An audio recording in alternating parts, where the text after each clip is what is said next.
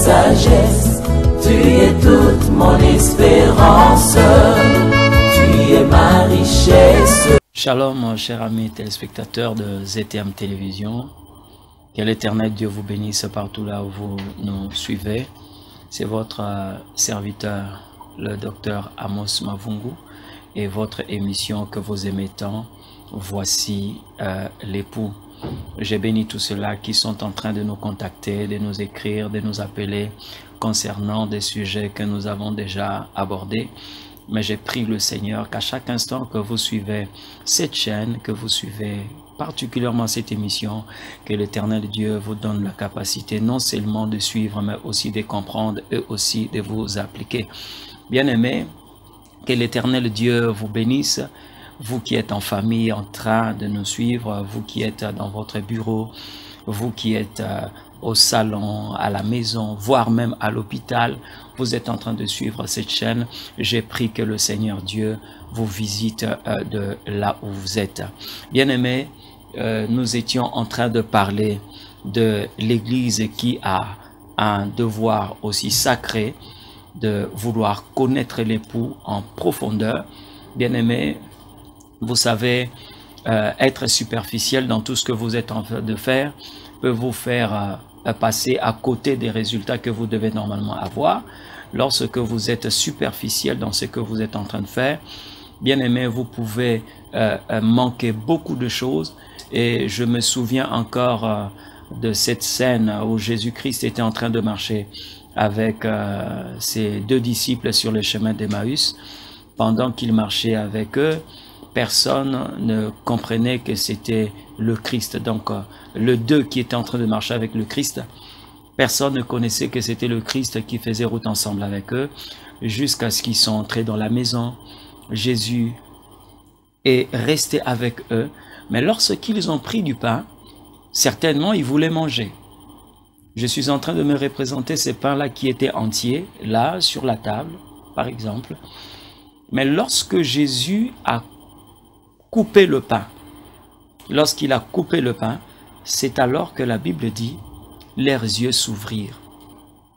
Ça veut dire ceci, quand vous vous représentez cette image du pain qui est entier, c'est ce que nous avons des superficiels, mais il faut couper ces pains-là pour entrer dans les profondeurs.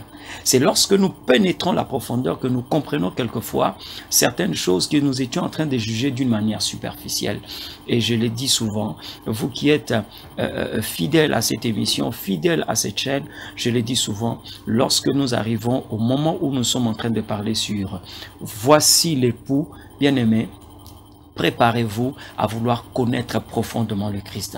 Le but de cette émission, ce n'est pas seulement de remplir vos calepins, ce n'est pas seulement que vous puissiez enregistrer ces messages, mais c'est plutôt vous pousser à changer votre manière de vous approcher de Dieu, à changer, à donner une autre coloration à votre chrétienté, à votre spiritualité, parce que vous êtes en relation avec celui qu'on appelle le Tout-Puissant. Dieu, nous ne l'appelons pas le Tout-Puissant parce que nous avons voulu l'appeler comme cela. Non, non, c'est parce que réellement, il est le Tout-Puissant. Et le fait de vouloir connaître la puissance de Dieu, bien aimé, si vous avez cette volonté-là, vous allez connaître qu'il est au-delà de ce que même les hommes ont enseigné. Il est au-delà de ce que les hommes ont appris. Vous voyez, la Bible que nous avons ne suffit pas pour que nous puissions parler de tout ce que Dieu est. Ces pages de la Bible ne suffisent pas. La Bible, c'est un condensé. Mais quand vous cherchez à connaître profondément qui est le Christ, bien aimé, vous allez découvrir. N'oubliez pas que Jésus a fait cette promesse en disant, dans les derniers temps, la terre sera remplie de la connaissance de Dieu. Remplie de la connaissance de Dieu, comme le fond de la mer, des eaux. Et il a fait cette promesse à son peuple en disant, mon peuple sera enseigné de moi-même. Bien aimé, nous sommes en train de parler de Christ qui est notre époux. La plus grande richesse que Dieu va donner à l'Église. La plus grande richesse que Dieu va donner à l'humanité. Mais particulièrement à son Église, parce que je l'ai dit dans une des émissions, que Jésus-Christ est venu pour le monde, mais il est mort seulement pour son Église. Alors lorsque nous sommes en train de regarder, bien aimés, l'Église doit avoir quelque chose que le monde n'a pas. Dieu lui-même a dit que je ferai la différence entre ceux qui me connaissent et ceux qui ne me connaissent pas. Donc, cette différence vient d'abord du fait que la connaissance que nous avons, le monde n'en a pas. Je ne parle pas d'abord du fait que nous allons monter et ceux-là vont descendre. Non, je parle seulement du fait que le Seigneur d'abord dit « Je ferai la différence entre ceux qui me connaissent et ceux qui ne me connaissent pas. » Et qu'est-ce qui fait que le monde ne peut pas servir Dieu, mais nous sommes en train de servir Dieu? C'est parce que la connaissance que nous avons de Dieu, le monde n'a pas cette connaissance. Vous regardez dans la Bible comment est-ce que les Philistins ont eu à renvoyer l'arche des dieux.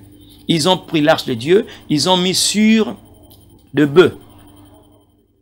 Donc, de bœufs devaient commencer à tirer l'arche des dieux qui devait nécessairement être mis sur une sorte de charrue. Les bœufs étaient en train de tirer l'arche de Dieu. Mais quand vous allez en Israël, vous allez vous rendre compte qu'en Israël, on n'avait pas besoin des bœufs qui devaient tirer l'arche des dieux, mais il y avait des personnes qui étaient consacrées pour transporter l'arche des dieux. Donc, lorsque vous regardez les différents traitements que connaît l'arche de Dieu parmi les Philistins et aussi parmi les Israélites, ce qui faisait cette différence, c'était la connaissance que les Israélites avaient de Dieu, que les Philistins n'avaient pas de Dieu. Donc, automatiquement, les Philistins ne pouvaient pas servir Dieu, mais Israël était en train de servir Dieu. L'Église, aujourd'hui, doit grandir dans la connaissance de son époux. Bien-aimé, au fur et à mesure que vous grandissez dans la connaissance, au fur et à mesure que vous êtes en train d'élargir votre espace d'influence, votre rayon d'influence, au fur et à mesure que vous grandissez dans la connaissance, au fur et à mesure que vous élargissez votre espace de domination. Bien-aimés, la fois passée, nous avons parlé de ce que Jésus-Christ a posé la question à ses disciples de savoir « Qui dit-on que je suis ?» Cette question aujourd'hui peut être posée à l'Église. Mais comment est-ce que nous allons répondre? Comment nous allons répondre quand Jésus pose la question « Qui suis-je » Parce que vous ne l'avez pas connu, alors vous risquerez de dénaturer le Christ. Vous risquerez de dire ce que le Christ n'est pas. Vous voyez? Mais l'Église a ses devoirs de connaître le Christ et de faire savoir aussi au monde. Quand la Bible dit que le monde attend avec un désir ardent la révélation du Fils de Dieu, le monde n'attend pas seulement que nous puissions brandir des véhicules que les hommes n'ont pas. Le monde n'attend pas seulement que nous puissions construire des maisons que les autres n'ont pas. Non, le monde attend la connaissance de Dieu qu'on ne retrouve pas dans le monde. C'est ce que le monde est en train d'attendre, la révélation du Fils de Dieu. Que dit-on que je suis? Vous qui êtes en train de nous suivre, à chaque instant que nous avançons dans cette émission, j'aimerais que vous puissiez aussi avancer dans le royaume. Vous savez, il y a des gens qui se retrouvent à la porte. Il y a des gens qui sont entrés dans le royaume. Et il y a des gens qui continuent à avancer dans le royaume. Admettons que nous sommes là devant le sanctuaire ou nous sommes là devant le tabernacle. Mais vous savez que le tabernacle avait l'extérieur, avait aussi l'intérieur. Mais l'extérieur et l'intérieur et l'extérieur étaient séparés par la clôture. Donc il y a des gens aujourd'hui qui peuvent se retrouver en dehors du royaume. Jésus a dit à un juif en disant que tu n'es pas loin du royaume. Le fait de dire que tu n'es pas loin du royaume ne signifie pas que tu es dans le royaume. Non, tu es en dehors du royaume, mais sauf que tu n'es pas loin du royaume. Il y a des gens qui se réjouissent du fait que ils ne sont pas loin du royaume. Non, nous ne voulons pas être loin du royaume, mais nous voulons être dans le royaume. Et quand nous sommes dans le royaume, nous pouvons continuer à avancer dans le royaume. Qui suis-je? C'est le Seigneur qui est en train de poser cette question à vous qui êtes en train de me suivre. Qui suis-je? Le Seigneur est en train de poser la question à cette église qui est en train de suivre cette émission. La connaissance de Jésus détermine ce que vous devez normalement chercher de lui. Qu'est-ce que vous allez revendiquer auprès du Seigneur? Votre revendication, c'est par rapport à la connaissance que vous avez de lui. La Bible est en train de dire dans le livre d'Ésaïe, « Viens, plaidons ensemble, produis tes moyens de défense. » Ça veut dire quelque part devant le Seigneur, nous devons avoir de moyens que nous allons produire pour nous défendre. Et cette connaissance ne vient que de Dieu lui-même. Cette connaissance ne vient que de Dieu lui-même. J'ai aimé la prière d'un lépreux. Il a dit au Seigneur, si tu veux, tu peux nous rendre purs. Il dit au Seigneur, si tu veux, tu peux nous rendre purs. Ça veut dire, il reconnaît que Jésus-Christ a le pouvoir. Mais ce qui peut faire que le pouvoir de Dieu soit manifesté, c'est la volonté de Dieu.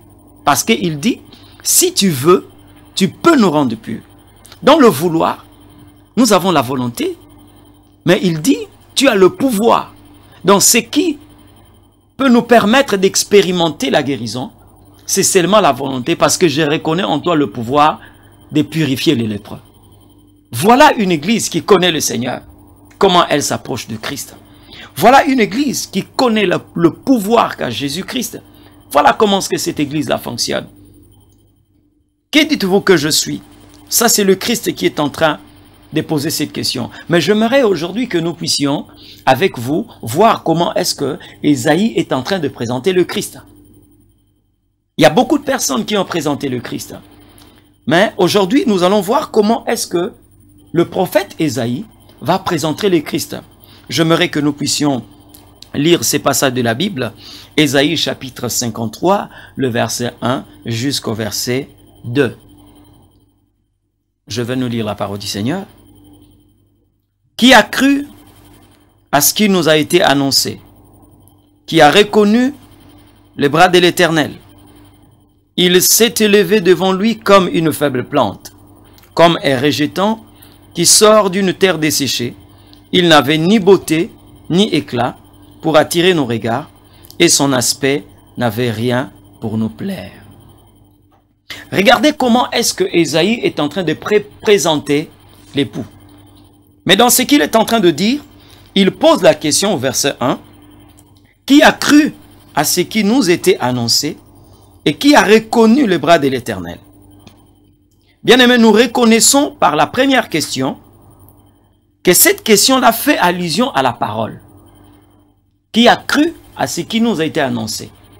La deuxième question fait allusion à une œuvre accomplie. Qui a reconnu le bras de l'Éternel? Donc, il est en train de parler à la fois d'une parole et d'une œuvre accomplie. Or, lorsque nous regardons ces deux questions ensemble, nous sommes en train de voir la main et la bouche de Dieu. Si je peux respecter le cheminement, je parlerai d'abord de la bouche et la main de Dieu. Parce qu'il dit, qui a cru à ce qui nous a été annoncé? Ça veut dire que nous avons entendu quelque chose.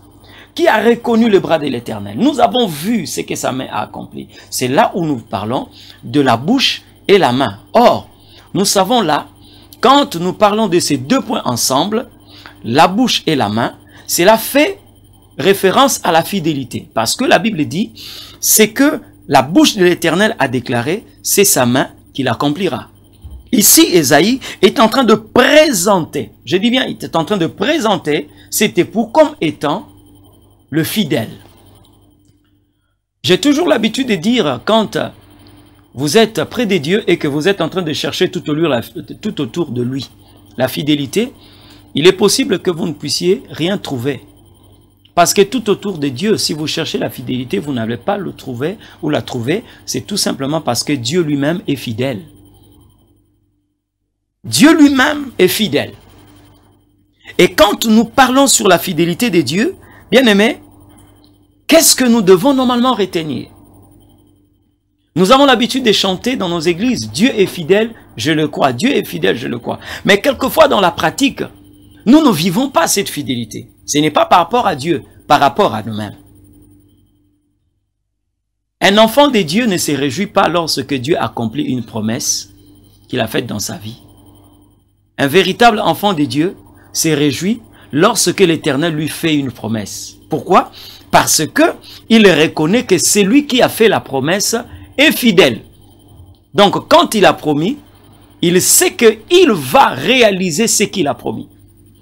Un enfant de Dieu, un vrai enfant de Dieu ne se réjouit pas lorsque l'Éternel accomplit une promesse, mais il se réjouit beaucoup plus quand Dieu a fait une promesse, comme je l'ai dit, parce que c'est lui qui a fait la promesse est fidèle. Maman, vous qui me suivez, papa, mon frère, ma sœur, si Dieu vous a dit que je vais vous guérir, si Dieu vous a dit que je vais vous élever, si Dieu vous a dit je veux faire de vous ceci, vous pouvez commencer à remercier le Seigneur, vous pouvez commencer à vous réjouir parce que c'est lui qui vous a fait cette promesse est fidèle. Bien-aimés dans le Seigneur, l'Église, votre époux a la qualité de celui qui est fidèle. Il est tellement fidèle. Dans sa fidélité, vous pouvez rester tranquille parce que Dieu ne peut pas trahir sa propre parole. Dieu ne peut pas renier sa propre promesse. Non. Dieu ne peut pas se renier soi-même parce qu'il est sa propre parole. Il ne peut pas se renier. C'est ce qui avait manqué, bien aimé, à Rebecca. C'est le détail, c'est ces détails-là qu'échappait Rebecca. C'est ces détails-là qui échappaient à Rebecca, voulais-je dire. Pourquoi j'ai dit ça? Parce que quand Rebecca va tomber enceinte, la Bible dit que les enfants qui étaient dans son ventre commençaient à se heurter. Il s'est donné 2 points. Rebecca est allée consulter Dieu. Dieu lui a dit, 2 nations sont dans ton ventre. Le plus grand sera dominé par les plus petits. Elle a entendu de ses propres oreilles. Mais bien aimé, ces enfants-là sont nés. Nous connaissons les conditions dans lesquelles ces enfants sont nés.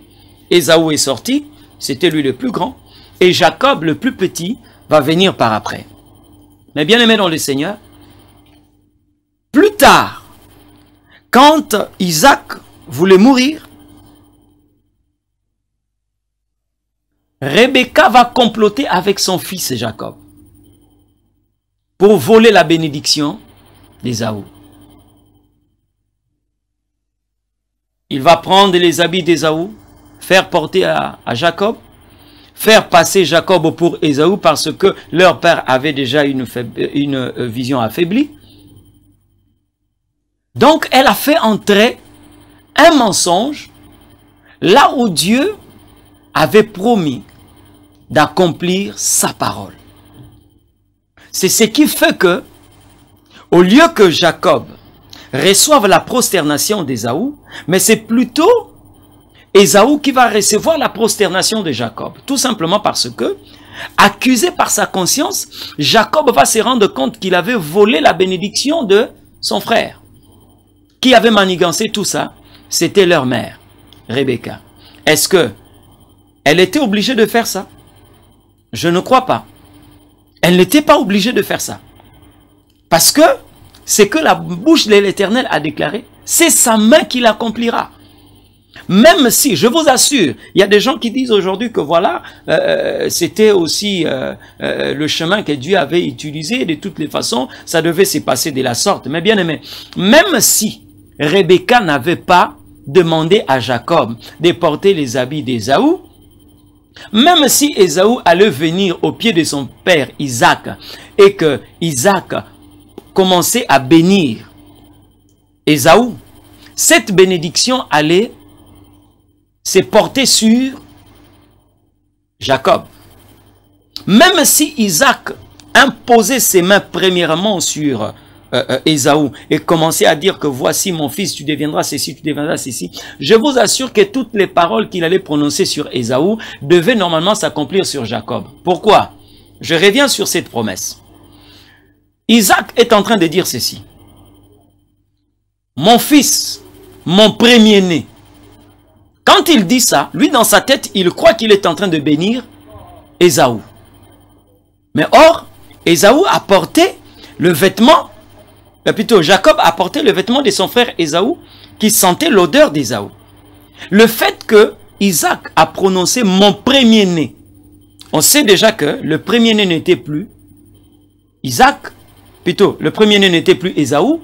Le premier-né c'était Jacob parce que Ésaü avait vendu son droit de naissance.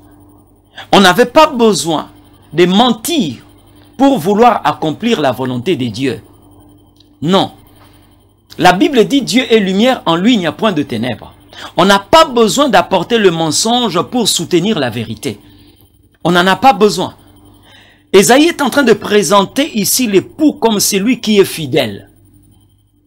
Donc, s'il avait parlé, il va le réaliser. Il n'appartenait pas à Rebecca d'initier son fils dans le mensonge. Parce que si nous pouvons le dire ouvertement, Rebecca a initié Jacob dans le mensonge. Il a appris à son fils comment mentir. Voyez? Je ne dis pas que c'était une mauvaise mère, mais certainement elle n'a pas compris la nature de Dieu. Elle pouvait connaître son mari, mais elle ne connaissait pas le Dieu que servait son mari. Comment était Dieu? Comment Dieu fonctionne? Quel est le caractère de Dieu? Les attributs communicatifs de Dieu. Elle ne les connaissait pas. Pour elle, elle croyait que si Ésaü était béni par Isaac, ça veut dire que cette bénédiction-là pouvait contredire la parole de Dieu. Non, non. Job a posé la question de savoir qu'est-ce qui a la folie d'obscurcir les desseins de l'Éternel. Personne ne peut obscurcir les desseins de l'Éternel. Je dis bien personne. Personne. Alors Rebecca va pousser son fils Jacob à entrer dans un cycle de péché. Voyez? Quelques années après, plus de 14 ans après, Jacob va revenir sur la terre de ses ancêtres. Mais au lieu que Ésaü se prosterne devant Jacob, c'est Jacob qui va se prosterner. Pourquoi? Parce que il avait dans sa pensée cette culpabilité d'un acte qu'il avait posé vis-à-vis de son frère, qui ne faisait pas partir de la volonté de Dieu. Cela ne faisait pas partir de la volonté de Dieu. Bien-aimé dans le Seigneur. C'est ce qui est arrivé aussi à Nathan. Qu'est-ce qui va se passer? Nathan était à côté de David. C'est un prophète. Et il sait bien que le fait que Salomon soit sur le trône n'était pas un projet de David.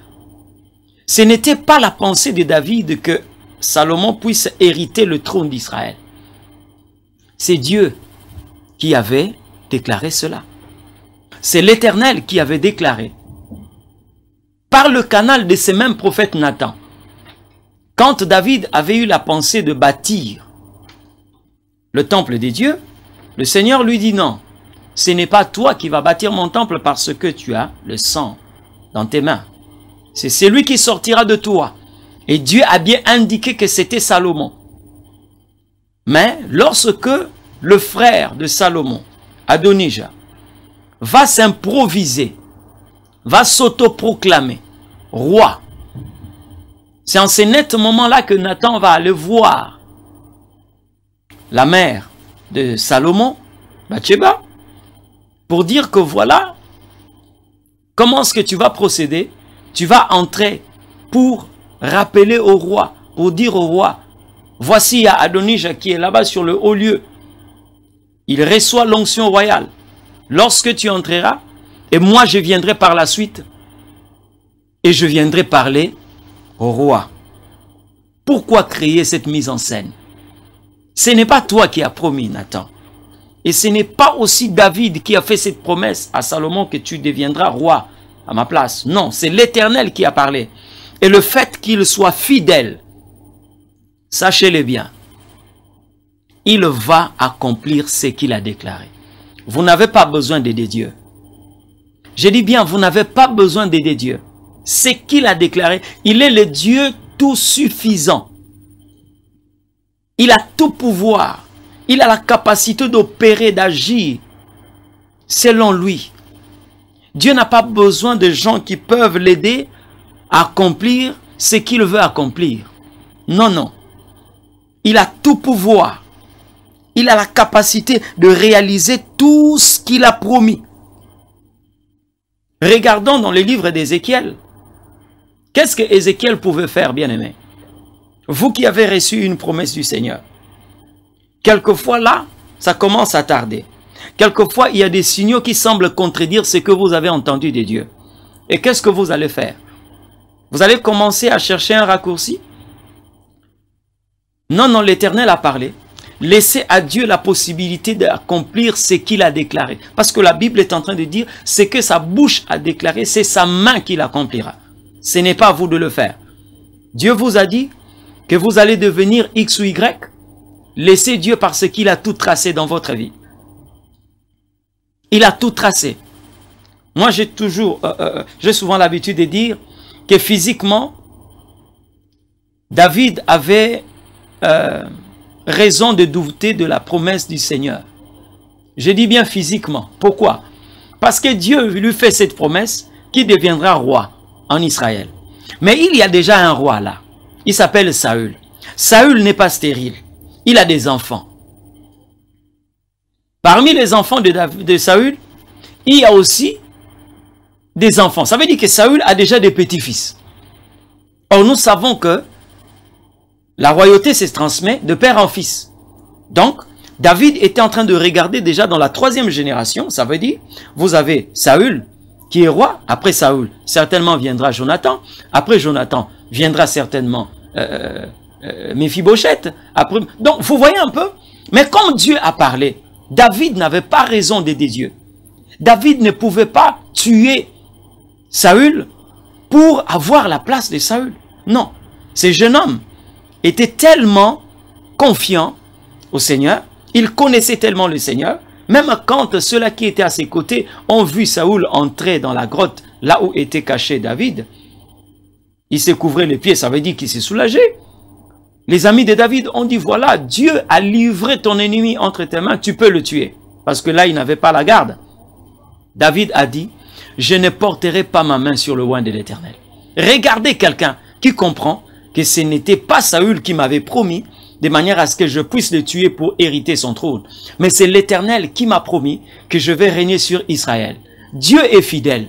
Vous ne pouvez pas chercher à aider Dieu. Quand il a prononcé cette parole, vous n'étiez pas à ses côtés. Ou encore, il ne vous a pas donné la puissance qui lui manquait, le pouvoir qui lui manquait d'accomplir ce qu'il vous a promis. Non, non.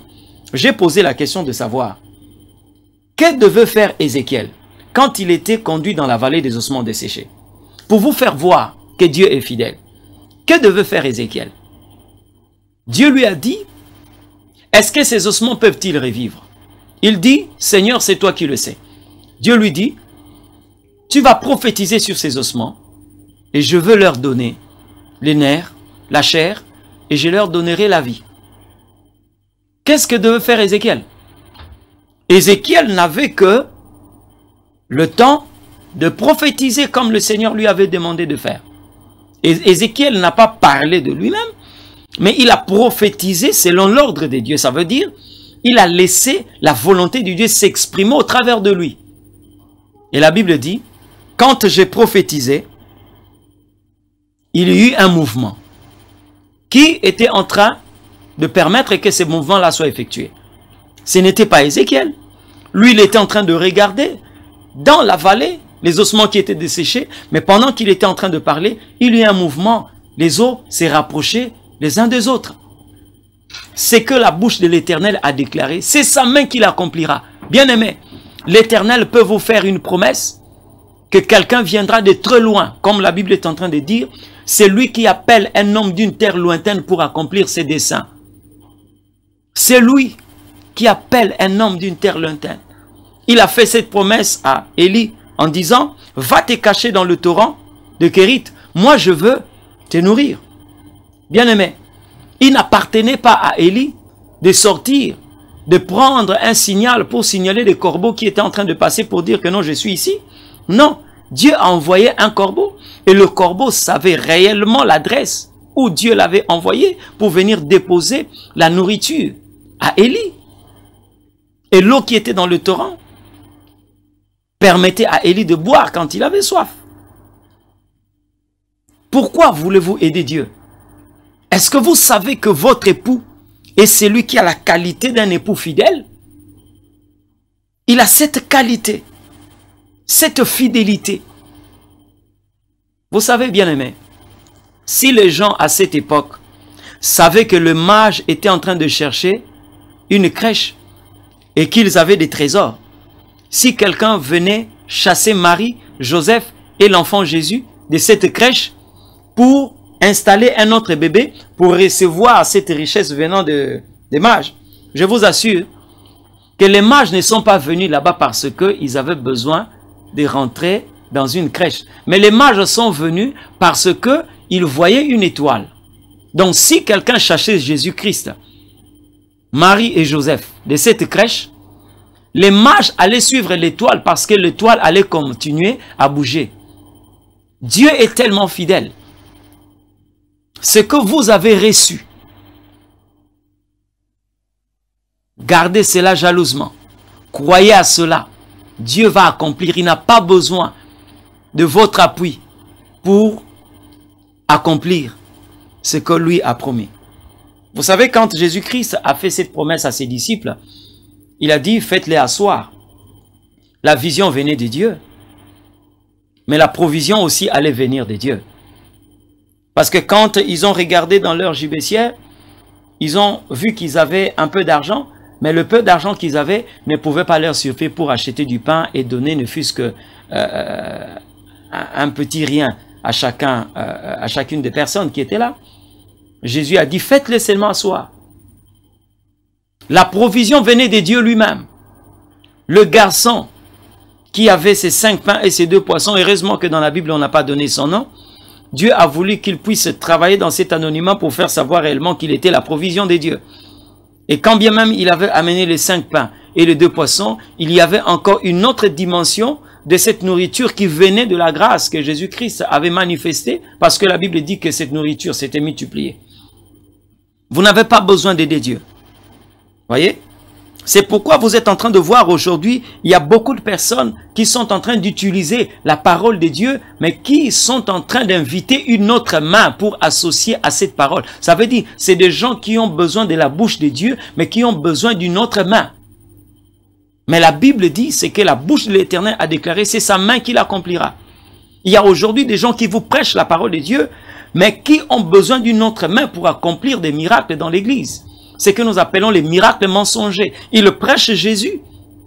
Ils citent le nom de Jésus. Ils parlent du Saint-Esprit. Mais sauf que les gens, quelquefois, ne sont pas secoués par le véritable Saint-Esprit de Dieu. Ils ont un feu étranger qu'ils ont amené. Tout simplement parce que ils ne se sont pas fiés à la fidélité de Dieu. Ils n'ont pas regardé Dieu en tant que fidèle. Ils veulent utiliser la parole, mais ils ont besoin d'une autre main. Bien-aimés, l'Église ne doit pas se compromettre. Celui qui vous a parlé, c'est celui-là qui agit. Et la Bible est en train de dire que quand les apôtres étaient en train de prêcher, le Saint-Esprit accomplissait ou confirmait cette parole par des prodiges et des miracles. L'Église ne peut pas se compromettre. Chercher à aider son époux. Non, il est tout suffisant. Je dis bien, il est tout suffisant. Il n'a pas besoin que quelqu'un vienne le secourir. Non, non. Il a été présenté par Daniel en disant qu'il est celui qui est descendu de la montagne sans le secours d'aucune main. Vous voyez, quand Nebuchadnezzar, et plutôt Daniel va recevoir cette vision de cette statue qui va être brisée, la statue qui représentait plusieurs royaumes ou plusieurs empires, mais il dit, j'ai vu sur la montagne une petite pierre qui s'est détachée de la montagne et qui est venue percuter la statue au niveau de pied, et cette petite pierre est devenue une grande montagne. Pourquoi est-ce que Daniel a fait mention de cette phrase qui dit que cette pierre s'est détachée de la montagne sans les secours d'aucune main? Ça veut dire, cette pierre s'est détachée elle-même de la montagne. Elle avait le pouvoir de se détacher de la montagne. Voyez? Sans les secours d'aucune main. C'est pourquoi lorsque nous parlons quelquefois de ces cas vécus David, quand il était en face de Goliath, les gens disent souvent que David est descendu pour chercher des pierres et il a choisi 5 pierres et il est allé combattre Goliath. D'autres disent que voilà, ces pierres-là représentaient le Christ. D'autres vont même plus loin jusqu'à dire que voilà, les 5 pierres représentaient les 5 lettres du nom de Jésus-Christ. Bon, je ne les contredis pas, mais je crois que ça ne tient pas debout parce que David était un homme comme toi et moi.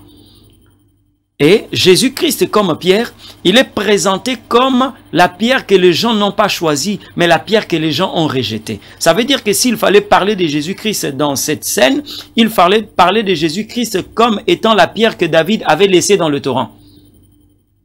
Et si certains parlent de cette pierre que David avait mis dans la lance pour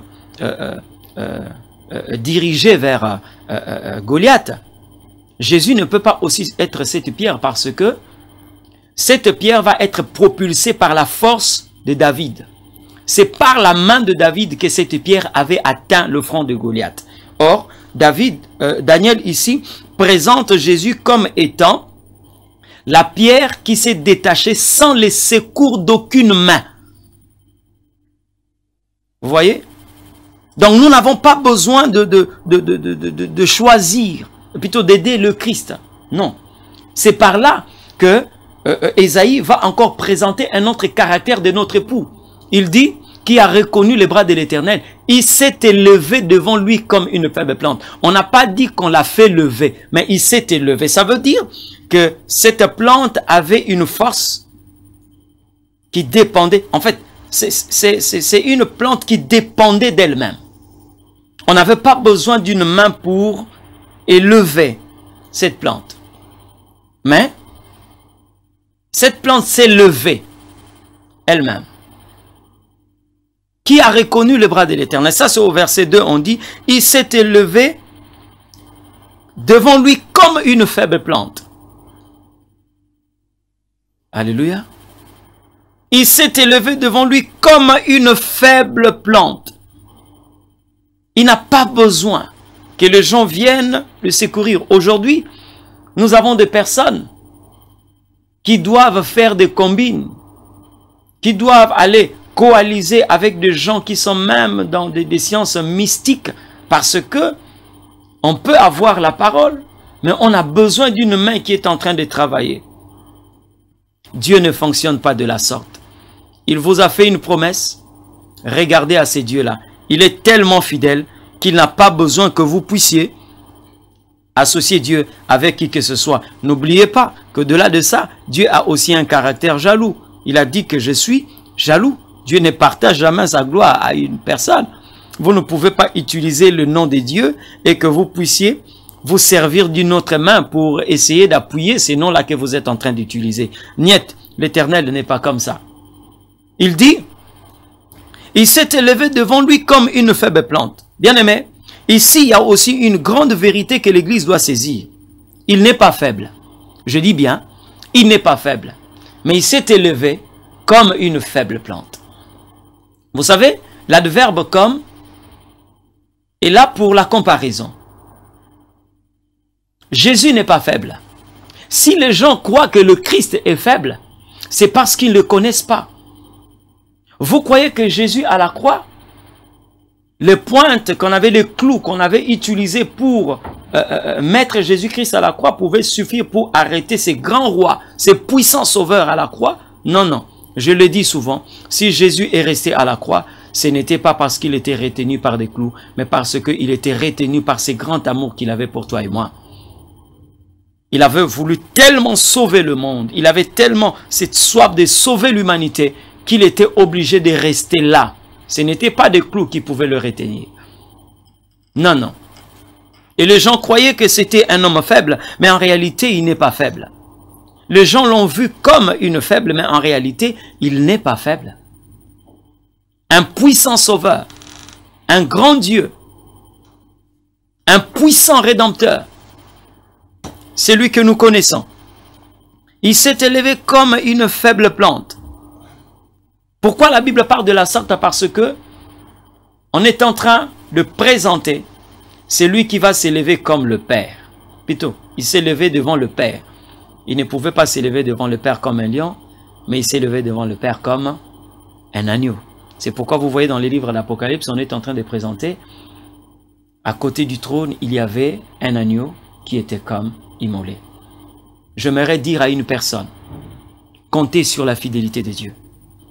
Vous n'avez pas besoin de mélanger Dieu avec qui que ce soit. Vous n'avez pas besoin d'apporter du feu étranger dans votre vie. Comptez sur l'Éternel. Même là où vous êtes, quand vous êtes dans un désert que Dieu vous a demandé de passer par là, vous n'êtes pas obligé de commencer à penser des pots de viande en Égypte. Vous n'avez pas besoin de vouloir rebrousser chemin. Continuez dans ces déserts. Celui qui a fait la promesse est tellement fidèle.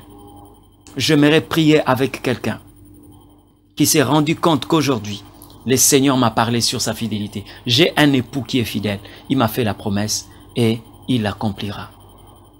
Que l'Éternel Dieu, qui est fidèle, commence à opérer dans votre vie. Seigneur de gloire, je suis en train de prier pour cette assistance.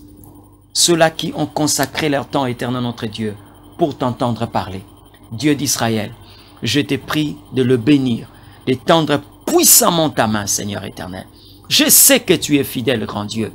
Tu as promis la guérison à quelqu'un. Seigneur, pendant que nous sommes en train de prier, cette guérison se manifeste dans sa vie au nom de Jésus-Christ.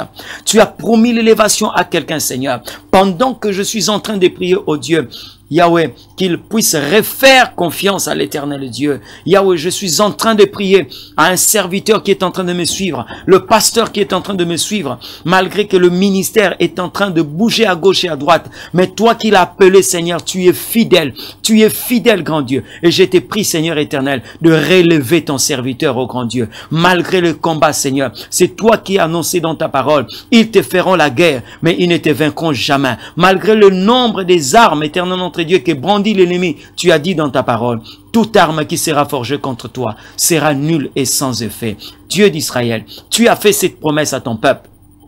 L'Église aujourd'hui est en train de connaître des combats, Seigneur éternel. Mais nous avons cette ferme assurance que tu as déclarée. Aucune porte de séjour des morts ne prévaudra contre mon Église. Seigneur éternel, il y a un vent qui souffle dans la vie de mon frère, un vent qui souffle dans la vie de ma sœur, un vent d'égarement. Mais je sais, Seigneur, que toi tu as dit dans ta parole, Père, je n'ai perdu aucun de ce que tu m'as donné. Cet homme qui veut être conduit dans la boisson, cet frère qui veut se lancer dans l'impudicité, dans une vie de dérèglement, Seigneur, je sais que ta parole va le rattraper. Je sais que ta parole va le rattraper. Dans le nom puissant de Jésus-Christ, tu as fait cette promesse à cette chaîne. Tu as déclaré des choses et je sais que par ta fidélité, tu vas l'accomplir. Seigneur éternel, bénis ce peuple qui nous a suivis. Bénis, éternel, ton Église dans le nom puissant de Jésus-Christ de Nazareth.